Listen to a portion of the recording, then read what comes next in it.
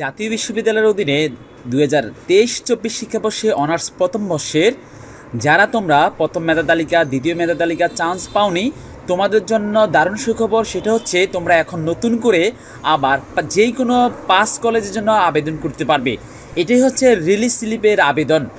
আর এই রিলিজ স্লিপের আবেদন হচ্ছে দুইবার হয়। এটা হচ্ছে প্রথম রিলিজ স্লিপ আবেদন শুরু হবে 21শে মে থেকে, চলবে হচ্ছে 6 জুন পর্যন্ত। আর আবেদন করতে লাগবে হচ্ছে তোমাদের প্রথম যে আবেদন করেছে আবেদনের যে কাগজটা অথবা অ্যাডমিশন রুল বা ফিনটা, সেই জিনিসটা লাগবে। আর আবেদন শুরু হবে, আমি তো বললাম 21 তারিখ থেকে 6 তারিখ পর্যন্ত করতে পারবে। আর আবেদন করতে হবে সারা বাংলাদেশের যে কোনো 5টি কলেজ, সরকারি হোক বেসরকারি হোক বা সরকারি সবগুলো বা বেসরকারি সবগুলো, যে কোনো 5 কলেজ।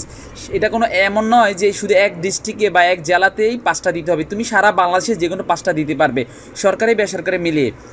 আবেদন করতে পারবে কারা কারা? সেটা হচ্ছে যারা প্রথম মেধা তালিকা বা দ্বিতীয় মেধা তালিকা চান্স পায়নি, অথবা যারা চান্স পাওয়ার পরবর্তী হয়নি, শুধুমাত্র তারাই আবেদন করতে পারবে। আর যারা ঘরে বসে আবেদন করতে চাচ্ছ, তোমরা আমার সাথে যোগাযোগ করবে। আবেদন ফি শুধুমাত্র 50 টাকা। আর শুধুমাত্র আগের আবেদনের কপিটা লাগবে, আর হচ্ছে যে কোনো 5 কলেজের নামটি লাগবে। আপনারা কোন 5টি কলেজ আবেদন চয়েস দিতে পারবেন? যারা চাঁদপুর জেলাতে পড়াশোনা করেন তাদের জন্য চাঁদপুর সরকারি কলেজ, চাঁদপুর সরকারি মহিলা কলেজ, এটা শুধুমাত্র মেয়েদের জন্য মহিলা কলেজ। এছাড়াও পুরান বাজার ডিগ্রি কলেজ, এটা হচ্ছে চাঁদপুর শহরে এই 3টি কলেজ মানসম্মত এবং অবস্থিত রয়েছে।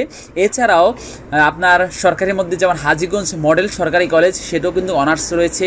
এছাড়াও চাঁদপুর সদরে ফরাক্কাবাদ ডিগ্রি কলেজ, এটা হচ্ছে চাঁদপুর সদরেই, চাঁদপুর শহর থেকে প্রায় 5 থেকে 8 কিলো দূরে, প্রায় বা একটু বেশি হতে পারে এই ফরাক্কাবাদ ডিগ্রি কলেজ। এছাড়া চাঁদপুরে হাজীগঞ্জ মডেল সরকারি কলেজ বললাম, এছাড়া হাজীগঞ্জ ডিগ্রি কলেজ একটা আছে। এছাড়া ফরিদগঞ্জে ফরাক্কাবাদ ডিগ্রি কলেজ, এছাড়া শাহরাস্তি আছে মেয়ার ডিগ্রি কলেজ, মতলবে আছে। এগুলো কলেজ আপনারা দিতে পারবেন। তো যারা কোন কলেজে কয়টি সিট খালি আছে, এটা হচ্ছে আবেদন যেদিন শুরু হবে সেদিন আপনারা জানতে পারবেন। অর্থাৎ আবেদন করলে যখন করতে যাবেন তখন আপনাকে আপনার কলেজে যেই কলেজগুলো আপনি আবেদন করবেন সেই কলেজের সিটগুলো দেখাবে। অর্থাৎ আপনি কোন কোন আবেদনগুলো করতে পারবেন, সেখানে কয়টি সিট খালি আছে সেটা দেখাবে। এটার উপর নির্ভর করে আপনি আবেদনটা সম্পূর্ণ করতে হবে। তবে 5 কলেজ আপনাকে দিতেই হবে। আর যাদের পয়েন্ট কম বা মোটামুটি, আপনারা ভালো যেগুলো হচ্ছে মিডিল লেভেলের কলেজ আপনারা এগুলো দিবেন। শুধু সরকারি দিলে আপনাদের আসবে না।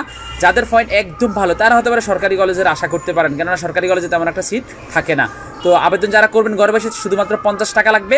আর আগে আবেদন কপিটা